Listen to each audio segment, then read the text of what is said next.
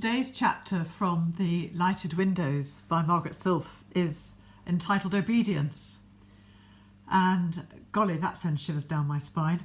Obedience. Well, I rather like her take on it.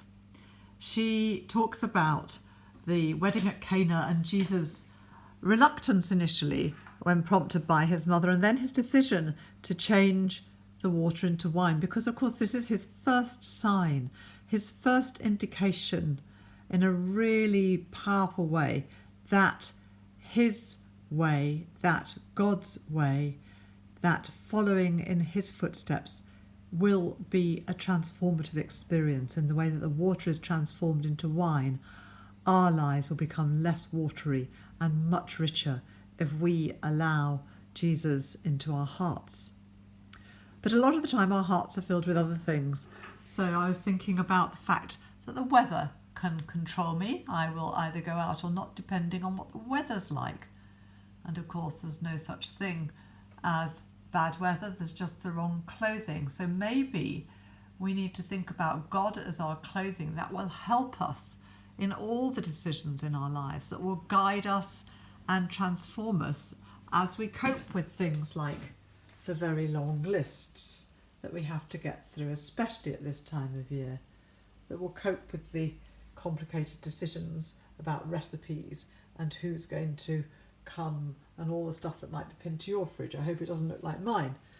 That will help us rationalise what it is we need to do. That I don't think God's going to help me clear my table, but that's my plan for today, and making that a priority so that there is a wonderful space to sit and eat and start writing my sermon. There's another thing that controls our lives, the laptop. And if you look closer, money. Money really does control so much of what we do. Whether we've got too much or too little, it affects us, and what we do with it affects us. I believe that all of these things, if we put God at the centre, can be transformative. Our money can be transformative if we put God at the centre. We are transformed in the way in which we live.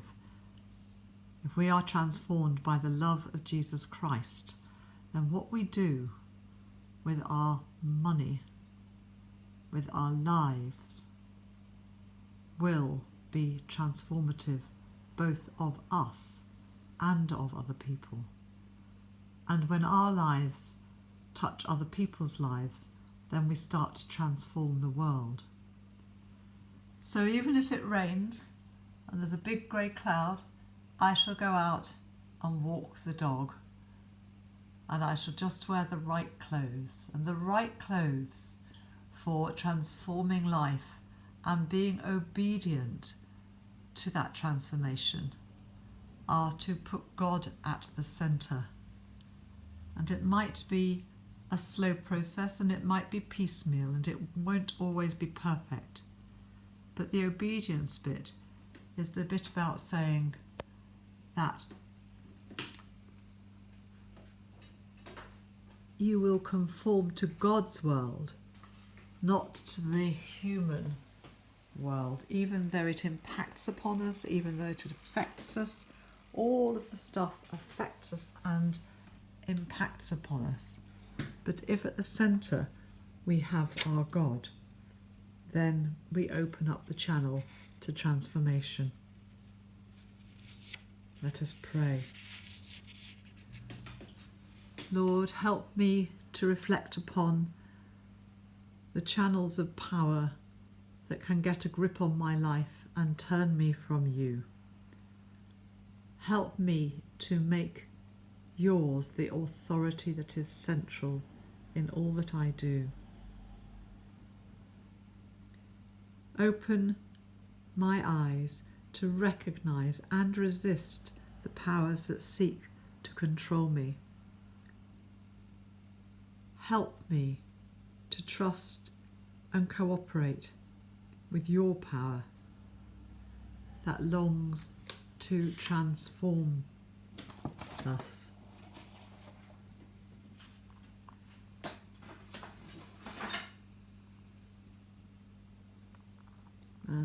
final thing on my windowsill. There's something transforming from slow Zhan into slow gin.